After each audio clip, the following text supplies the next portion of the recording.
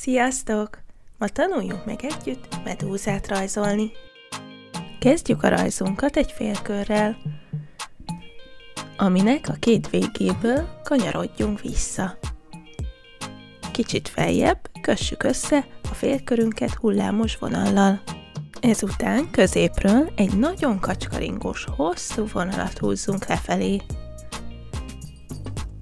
Majd emellé még egyet.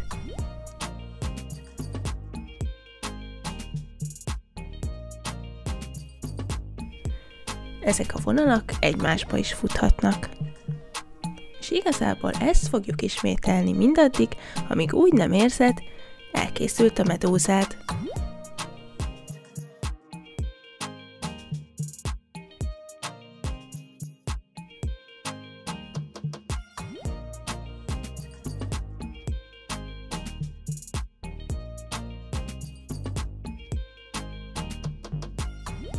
Apró kis vonalakat is húzhatsz a csápokon belőle. Itt fent a medúza oldalát kössük össze a csápokkal. Húzzunk kis ívelt vonalakat a hullámvonalaink csúcsaitól felfelé.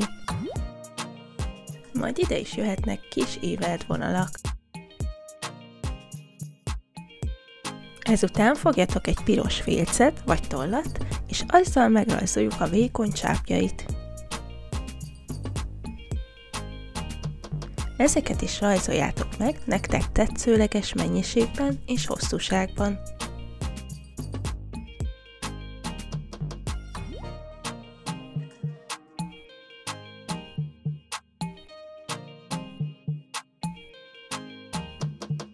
Ezután az egész medúzát színezzük ki sárgával.